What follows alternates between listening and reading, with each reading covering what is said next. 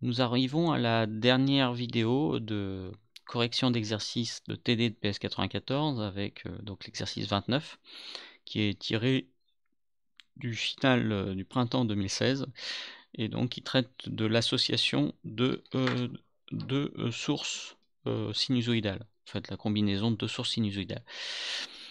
On a affaire à deux signaux sinusoïdaux S1 de la forme S0 cosinus oméga t et S2 de la forme S0 sinus oméga t, où on vous indique que S0 vaut 4 volts, donc ce sont des tensions, et une fréquence de 50 Hz. Donc je vous rappelle que oméga égale à 2pi fois f, donc 100 pi radians par seconde ici. On s'en servira au niveau des calculs de paramètres du circuit plus tard. Et donc la première question, on vous demande en fait de sommer ces deux signaux. On a une tension S de t qui est S1 plus S2. Et on vous demande de la reformuler sous la forme d'un cosinus. Et donc pour arriver à ce résultat-là, on vous suggère d'utiliser le calcul complexe. Donc il y a deux manières d'y parvenir. Soit vous exprimez les signaux réels sous la forme de l'air, S1 et S2, et vous recombinez toutes les exponentielles ensemble pour à la fin aboutir au résultat. Soit vous transformez les S1 et S2 réels en S1 et S2 complexes et vous sommez ces deux signaux pour avoir un S complexe, et à la fin vous revenez au S réel. Donc c'est la solution qu'on va appliquer ici. Donc bien sûr ça refuse de marcher. S1 de t, on passe à un S1 complexe, donc je ne réécris pas S1 réel. S1 complexe, ça sera S0 exponentielle de j oméga t. S2 de t, pour le passage en complexe, en fait, on note que c'est le même signal mais déphasé de 90 degrés en retard, donc on a un moins pi sur 2 qui apparaît. Et donc, une fois qu'on a ça, on pose S égale à S1 plus S2 en complexe. Et donc on voit que dans ces deux expressions, on a S0 exponentielle de j oméga t en commun. Le deuxième peut être factorisé par ce terme-là. Donc on a exponentielle de j oméga t fois S0, facteur de 1 plus exponentielle de moins j pi sur 2. Or, exponentielle de moins j pi sur 2, c'est c'est moins j, pardon. Donc, ça vaut 1 moins j. Et donc, sous forme polaire, 1 moins j, le module c'est racine de 2. Et l'argument c'est moins j pi sur 4. Je vous laisse le vérifier dans le plan complexe. C'est bien un point qui est déphasé de moins 45 degrés par rapport à l'axe des abscisses, et donc qui est à racine de 2 de l'origine. Et donc une fois qu'on a ça, on peut combiner tous les termes. On va avoir du S0 fois racine de 2 fois exponentielle de j facteur de oméga t moins pi sur 4. Et donc à partir de là, on peut revenir du S complexe au S de t réel, qui va avoir une amplitude S0 fois racine de 2, et donc c'est un cosinus de oméga t moins pi sur 4. Voilà. Et donc la fin de la question, la partie 2, consiste à identifier l'amplitude. Donc racine de 2 fois plus que l'amplitude de S1 et de S2, et un déphasage de moins 90 degrés par rapport à S1 de t en réel. On a parfaitement le droit de l'indiquer en réel. Et donc c'est la sous-question numéro 2 de cette question. Et on n'a rien de plus à ajouter.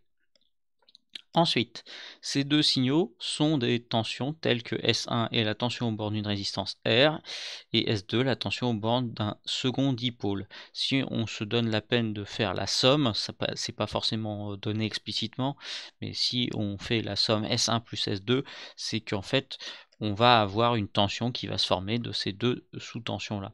Donc en fait on a deux dipôles en série R et une impédance Z2. Et donc, la tension aux bornes de R, bah, c'est S1. Donc là, je le note en complexe parce qu'on va faire les calculs en complexe. Au niveau de Z2, on a S2. Et donc, bah, en fait, la tension d'alimentation globale, bah, c'est S. C'est bien pour ça qu'on peut établir cette relation. Et donc, vu que le courant est commun à ces deux dipôles en série, on peut appliquer la formule du pont diviseur de tension. La tension S2 peut s'exprimer en fonction de S avec le ratio suivant, Z2 sur R plus Z2. Et donc on peut simplifier en posant 1 sur R sur Z2 plus 1. Donc une autre reformulation, bah, c'est en fait de faire R sur Z2 plus 1 égale à non pas S2 sur S, mais S sur S2. Et donc je vous rappelle que les formes complexes que l'on a, c'est S0 racine de 2 fois exponentielle de j facteur de oméga t moins pi sur 4 pour S. Et pour S2, c'est S0 exponentielle de j facteur de oméga t moins pi sur 2.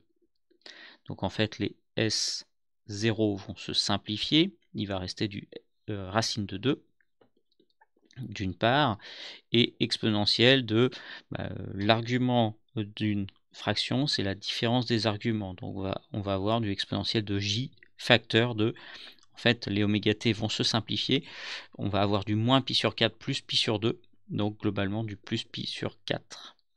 Et donc ça sous forme cartésienne, c'est racine de 2 facteur de racine de 2 sur 2 plus j fois racine de 2 sur 2. Et donc si on fait rentrer le racine de 2 dans la parenthèse, bah on a tout simplement 1 plus j. Donc R sur Z2 plus 1 est égal à 1 plus j. Les 1 se simplifient. On a tout simplement R égale à j fois Z2. Et donc en fait c'est Z2 qu'on veut exprimer. Donc c'est Z2 égale à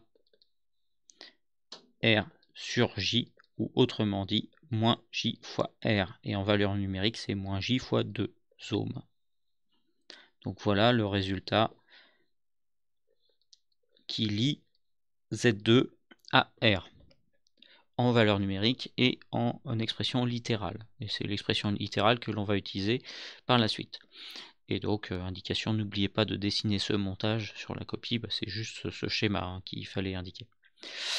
Alors, ensuite, on veut réaliser l'impédance Z2 de ce dipôle par la mise en série d'une bobine L et d'un condensateur C. Donc on a un circuit LC comme ceci. Bah, le Z2 dans ces conditions-là, c'est ZL plus ZC. Et donc ça vaut JL oméga plus 1 sur JC oméga. Donc réécrit avec un J en facteur, on va avoir J facteur de L oméga moins 1 sur C oméga. Et donc à identifier à moins J fois R. Donc on vous demande d'établir la relation liant R, L, C et oméga. Bah, c'est assez simple, hein, il suffit d'identifier.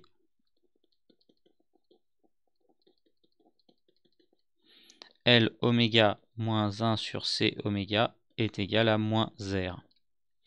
Ou autrement dit, en multipliant par C oméga de chaque côté, LC oméga carré moins 1 est égal à moins RC oméga, ou encore autrement dit, LC oméga carré plus RC oméga moins 1 égale à 0.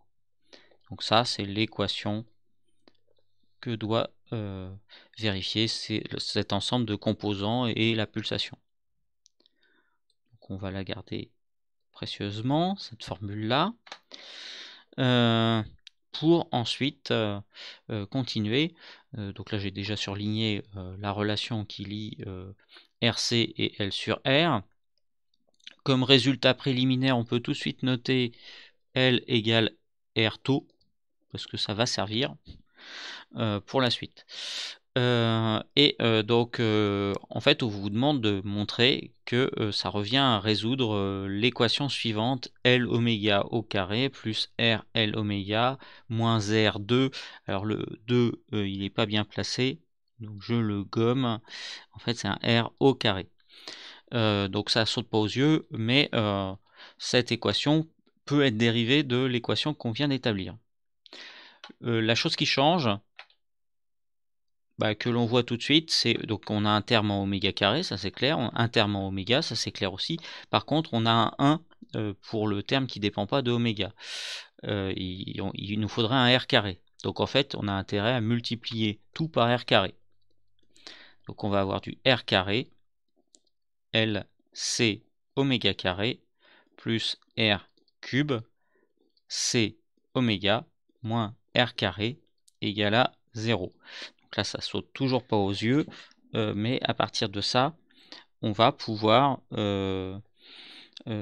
établir la relation dont on a besoin. Alors comment on s'y prend? Le R carré, on va le scinder en deux, on va mettre RC que multiplie R L oméga carré plus R fois C fois oméga moins R, oui, en fait j'en ai oublié un, R fois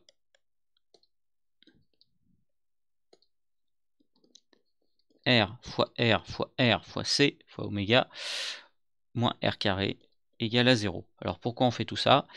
Première chose, ici on identifie taux. Ensuite, on identifie un R taux. Ça vaut L. Donc là, on voit déjà que le premier terme, ça va bien être L carré oméga carré. Pas de souci, on a ce qu'il nous faut. Pour le deuxième terme, ici, RC, on a taux. Et ici, on a R taux. Donc ça vaut L. Donc la relation L égale R taux, elle sert effectivement. Et donc, au bout du compte, on a L oméga le tout au carré, plus R L oméga, c'est pas pour rien que c'est mis entre parenthèses, moins R carré égale à 0. Donc CQFD, on a bien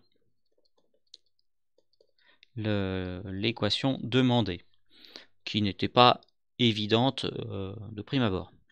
Et donc, une fois qu'on a cette équation, on voit que c'est une équation du deuxième ordre en L oméga.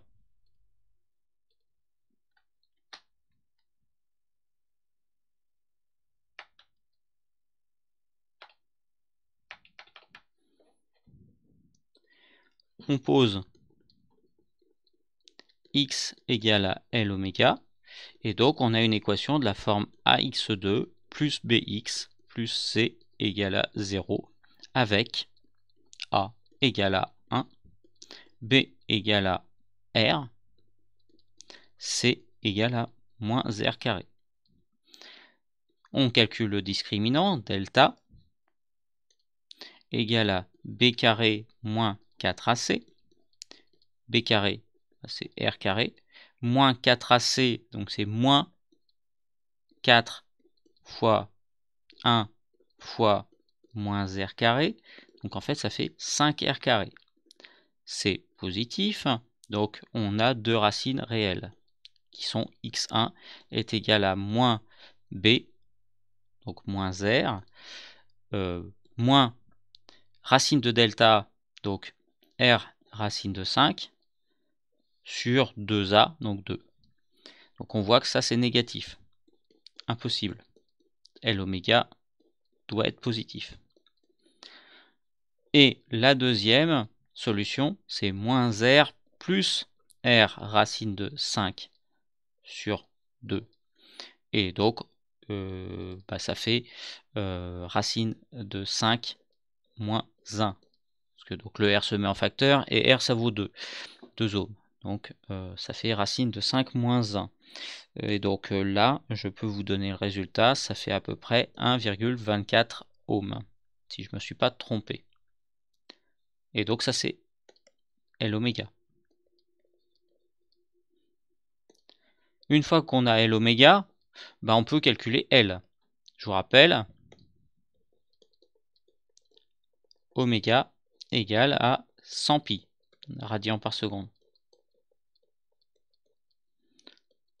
Donc ça fait L égale à 1,24 divisé par 100 pi, ça fait à peu près 3,95 millihenry, là encore si je ne me suis pas trompé. Ce qui permet de calculer la constante de temps tau, qui est égale à L sur R. Donc en fait 3,95 divisé par 2. Donc là encore, ça en découle. Donc si je ne me suis pas trompé au départ, ça fait 1,87 millisecondes. Et pour finir,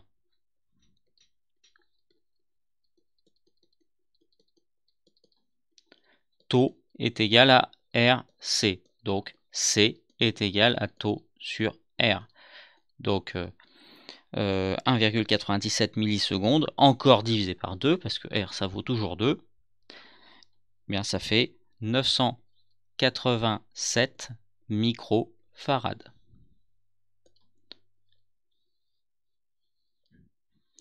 Donc voilà les différents paramètres du circuit. Donc là on a répondu à la question de l'équation. On a déterminé les valeurs de L oméga LC et au passage on a déterminé la valeur de la constante de temps tau. Donc là on a répondu à toutes ces questions là. Question suivante, calculer le facteur de puissance du dipôle constitué de la résistance R en série avec Z2. Donc on a R qui vaut ce qui vaut, 2 ohms, Z2 qui est égal à moins 2J ohms. Donc R plus Z2, le Z total, c'est égal à 2 moins J fois 2. Donc en module, ça fait racine de 4 plus 4, 2 au carré plus 2 au carré, et donc racine de 8, exponentielle de moins J pi sur 4. Le phi de cette impédance est de moins pi sur 4 radians. Le cosinus phi, le facteur de puissance,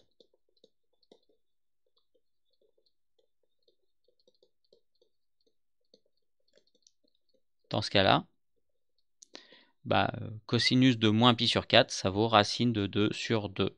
Ça vaut à peu près 0,707. Alors, donc j'ai pas fait attention. On note Z, l'impédance de ce dipôle complet, et pas Z total. Déduisez-en la puissance active dissipée par la charge Z. Alors, on a donc une impédance Z qui est égale à racine de 8 fois exponentielle de J pi sur J moins pi sur 4. En termes de valeur, ça fait à peu près 2,82 exponentielle de moins J pi sur 4. Sous forme cartésienne, qu'est-ce que ça donne, ça? 2,82 fois cosinus de pi sur 4, oh, surprise, ça fait 2. Tout simplement, on retombe sur le résultat cartésien qu'on avait déjà. Et là, le terme qui va contribuer à la puissance, c'est uniquement la partie résistive. Par contre, on a besoin du Z complet pour, connaissant la tension d'alimentation S,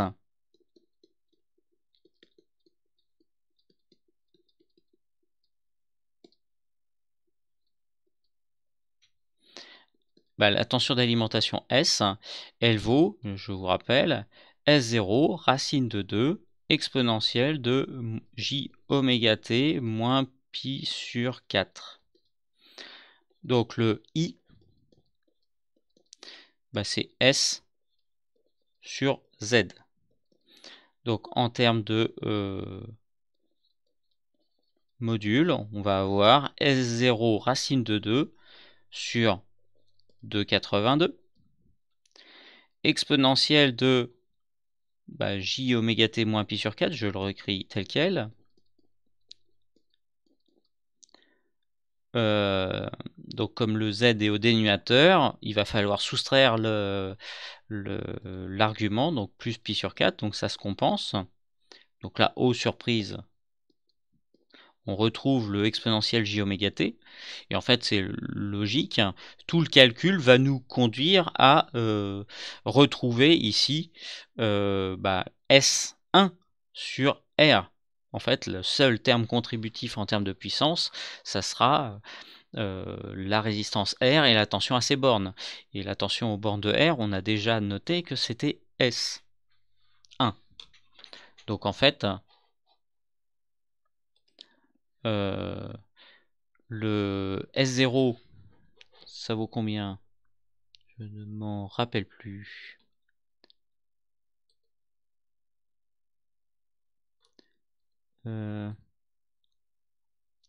C'est pas ça, c'est pas ça. Ça doit être ça. 4 volts. S0 égale 4 volts.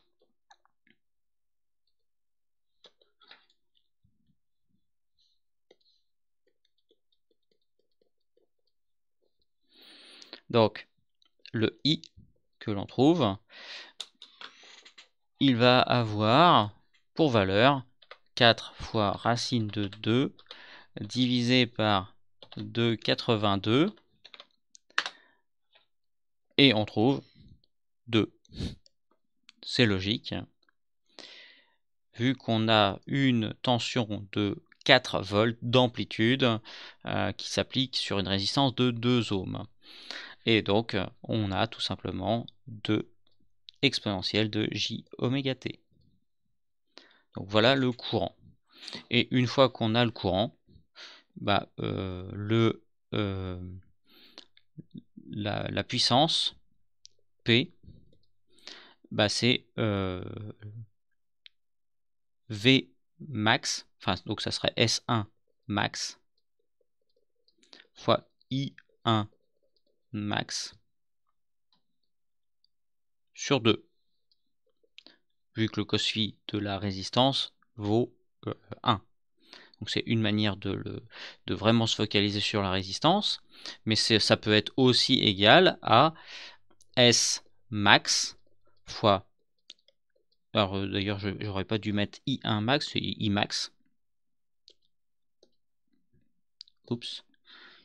I max sur 2 cosinus phi. Là, c'est le phi complet de l'impédance Z.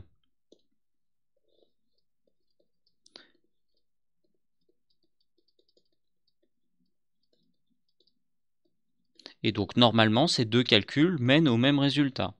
Donc, là, il suffit de faire l'application numérique. L'amplitude de S1 max, c'est S0, donc c'est 4. L'amplitude de I, c'est 2, divisé par 2. Donc, on trouve 4 watts. Maintenant, si on fait l'application numérique, donc là c'est un peu fouillis, mais bon, il reste encore un peu de place, S max, en fait on avait 4 fois racine de 2. C'était l'amplitude de cette tension. Fois Imax, Imax c'est toujours 2, divisé par 2, fois cosinus phi, et le cosinus phi, on l'a établi à la question précédente, c'est racine de 2 sur 2, très précisément. Et donc là, ce que l'on peut voir, c'est que les 2 ici vont se simplifier, les racines de 2 et racines de 2 que l'on a ici, ça va donner un 2, qui va à nouveau se simplifier avec le 2 qui reste en bas, et donc on trouve le même résultat, 4 watts. Donc d'une manière ou d'une autre, en appliquant de manière globale la formule P égale Umax Imax sur 2 fois cosinus phi sur l'impédance complète, ou bien en se focalisant dès le départ sur le seul terme contributif de puissance active qui est la résistance, le Z2 étant constitué d'une bobine et d'un condensateur, on sait déjà que il n'y a pas de puissance qui va être dissipée dedans, donc il suffit de se focaliser sur la tension max et le courant max aux bornes de la résistance, et diviser par 2.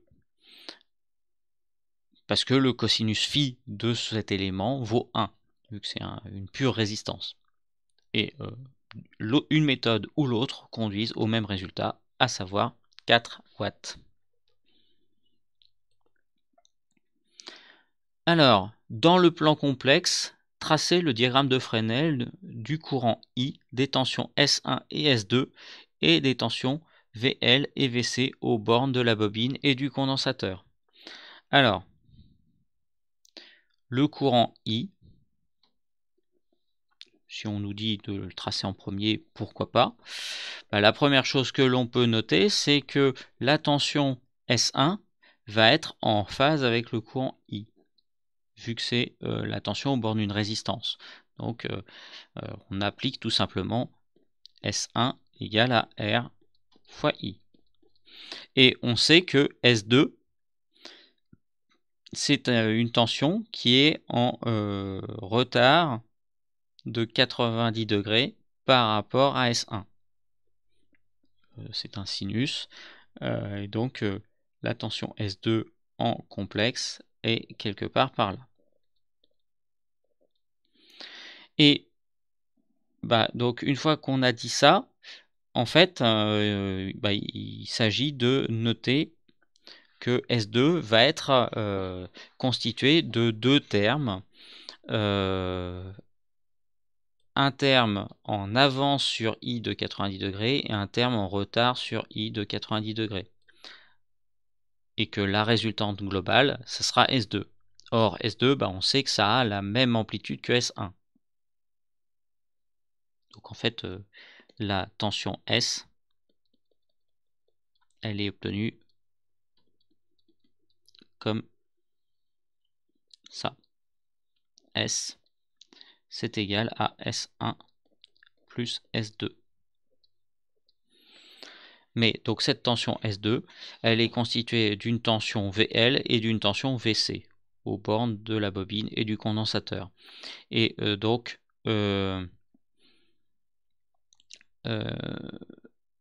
que vaut VL? C'est une tension qui va être de la forme JL oméga I. Donc c'est une tension qui est en avance de 90 degrés par rapport à I. Donc quelle couleur je vais prendre? De l'orange. Donc on va avoir un VL qui est comme ceci. Et puis pour VC, eh bien c'est une tension qui est en retard, comme S2 en fait. Et donc on sait pertinemment que VL plus VC, c'est ça qui va donner la tension S2. Donc en fait, on sait d'où on part et on sait où on doit arriver. VL plus VC doit donner S2. Donc ça va donner quelque chose comme ça. Alors après, les longueurs de ces deux vecteurs, faut faire les applications numériques. Là, je les donne qualitativement, mais on peut parfaitement donner les longueurs de ces deux tensions avec tous les calculs que l'on a menés. Donc voilà, c'est la dernière question de cet exercice et donc la dernière question de cette série de TD. Donc voilà, c'est tout pour cette vidéo.